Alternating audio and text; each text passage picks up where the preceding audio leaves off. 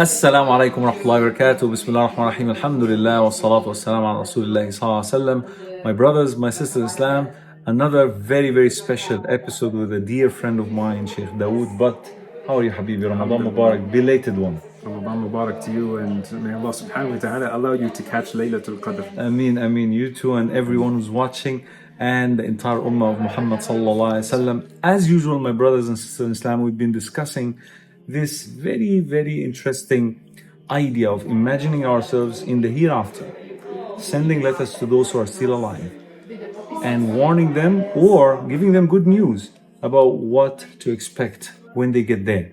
So the same question goes to you, Sheikh Daood. If you happen to be in the afterlife, what letter, what message will you send to your dunya self? Bismillah. Bismillah, salatu wassalamu ala Rasulillah wa ala alihi wa sahbihi wa man wala. I'm not, honestly, I don't know.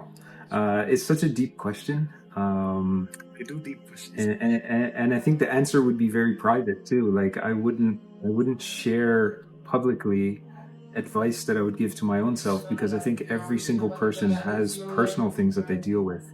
But one of the things that really sticks with me is in the Quran, Allah subhanahu wa ta'ala tells Daood alayhi salam, Prophet Daood alayhi salam, Ya Daood, inna ja'alnaka khalifatan fil ard.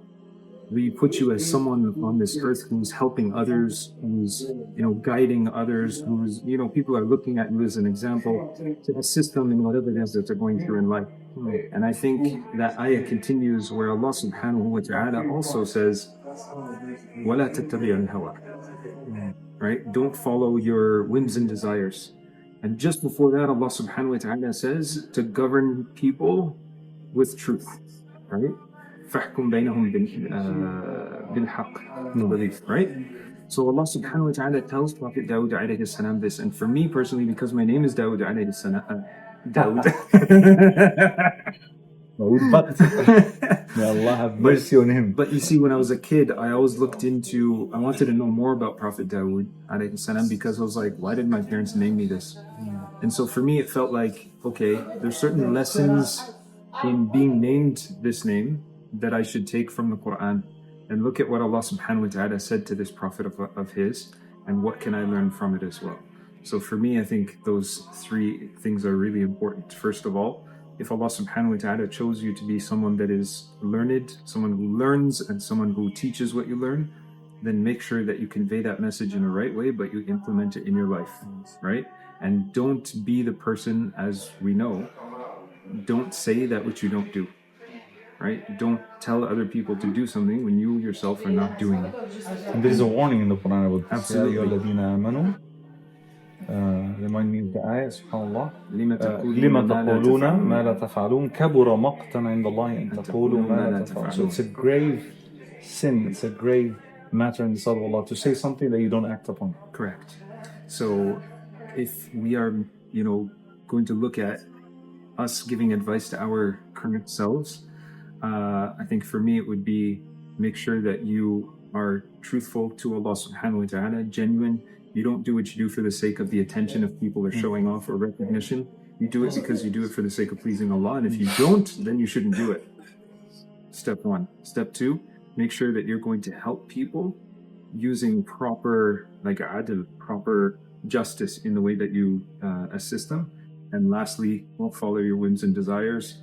And whims and desires could mean like anything, like wealth, seeking wealth. Alhamdulillah, Allah subhanahu wa ta'ala is ar-razaq. He gives, He provides. We at times get lost in trying to focus too much on having the dunya, and we don't realize Allah subhanahu wa ta'ala is going to give it to us anyways. SubhanAllah. Right? And desires, by the way, it can be utilized on both sides. It can be utilized in halal manner. It can be also utilized in the wrong way. So Absolutely. whatever Allah subhanahu wa ta'ala had implanted in our system regarding desires, enjoy that, so long as you're enjoying it in a halal manner, but avoid the haram. Like, you can marry, but you can also have the same thing, wala'ayadu billah. Yeah, it could even be like, I desire to spend the next 8 hours binge watching something or just scrolling on my phone, but I might desire doing that, but is it right for me? Is it good for me? Is this what I'm meant to use my time towards or not? Inshallah. So, Sheikh Daood, if you want to name this episode, what would be the ultimate lesson that you would deduce from what you mentioned to name this title with?